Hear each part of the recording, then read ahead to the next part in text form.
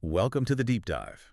Today we're jumping into CMMC 2.0. That's the Cybersecurity Maturity Model Certification. Uh-huh. And if you're in SMB tech or cyber, and you work with the DoD, or maybe you want to, well, this is something you really need to understand. It really is. It's the Department of Defense's way of making sure government information stays protected when it's handled by contractors, across the whole supply chain. Right, the defense supply chain. Yeah. And it's becoming a requirement for more and more contracts. Absolutely.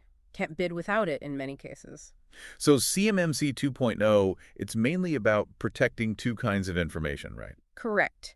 You've got FCI, federal contract information. Think of that as the basic stuff, not classified, generated for a government contract. Okay, basic info and the other type. That's CUI-controlled, unclassified information. Now, that's the more sensitive category. More sensitive. Well, it covers a really broad range of data, things like technical drawings, some types of PII, export-controlled technology. Basically, information that needs safeguarding according to laws or government policies, even though it's not classified. Got it.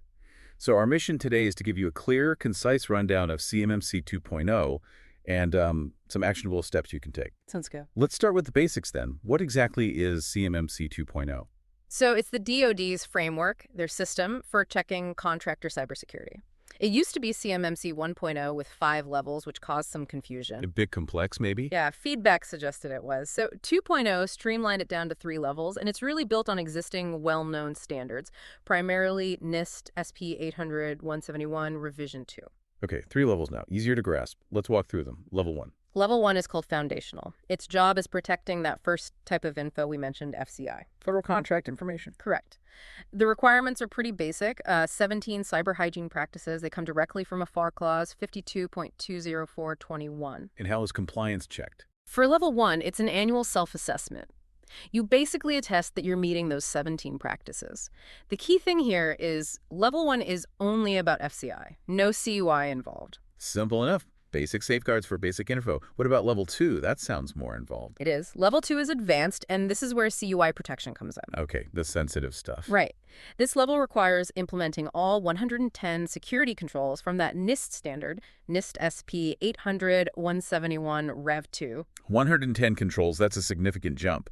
And assessments. Still self-assessment. Sometimes, but often not. Right. For contracts involving critical CUI, you'll likely need a third-party assessment every 3 years. Third party. Yes, by a C3PAO, a CMMC third-party assessment organization.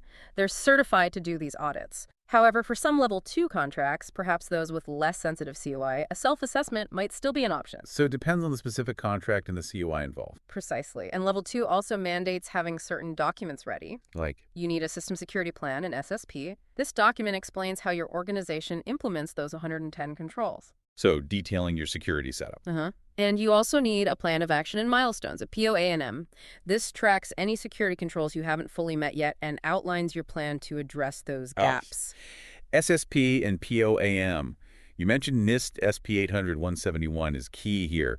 Why is that standard so central? Yeah, well, NIST 800-171 is the established standard for protecting CUI when it's on non-federal systems.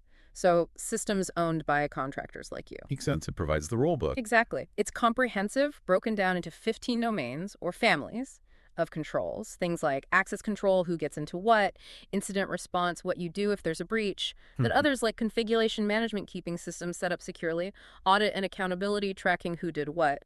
Understanding these domains gives you a feel for the breadth of security required. Okay, that paints a clearer picture of level 2. What's level 3 about? Level 3 is expert.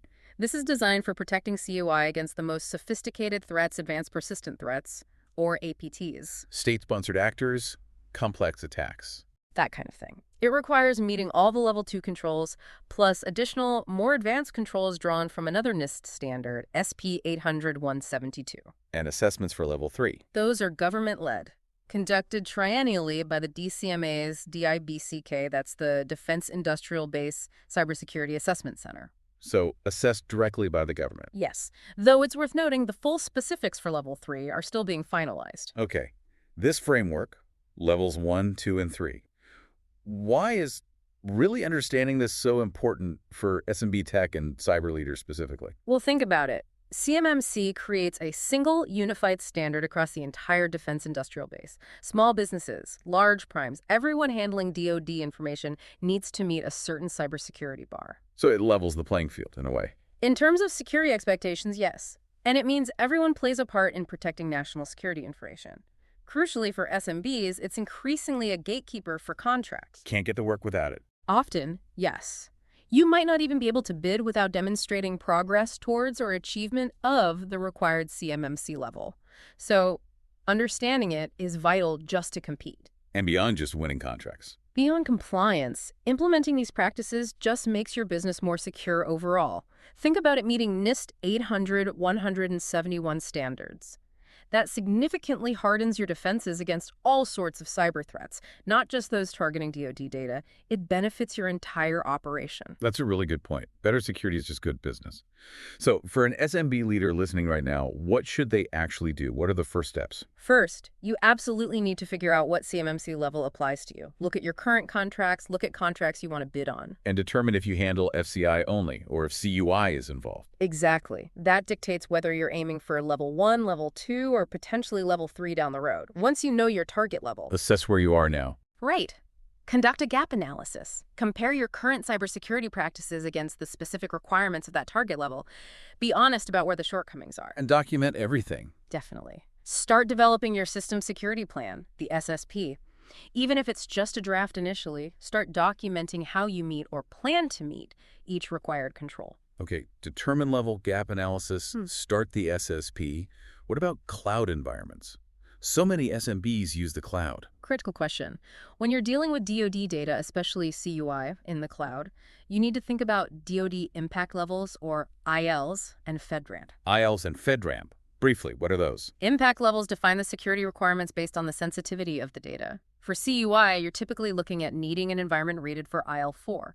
FedRAMP is the government program that certifies cloud services meet these security standards. So not just any cloud service will do for CUI. Not at all. This is where specific environments like Microsoft GCC High often come up. It's frequently recommended for CMMC level 2 or 3 contractors handling CUI. Why GCC High specifically? Well, a few reasons.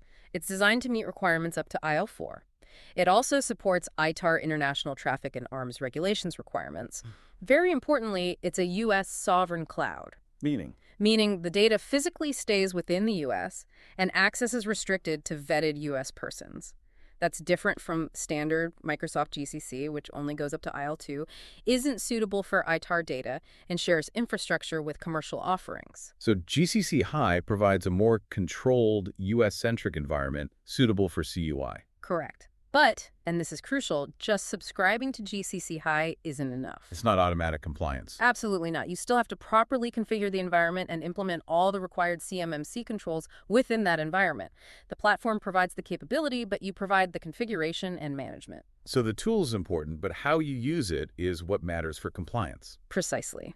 You need to leverage its features, data segregation, US-only storage, restricted access, and align your configurations with NIST 800-171. Then, you implement the controls from your gap analysis, gather the evidence for your assessment. And keep doing it right. It's not a one-time fix. Not at all. Security is continuous. You need to maintain compliance, monitor your systems, adapt to new threats. It's an ongoing process. This has been incredibly helpful.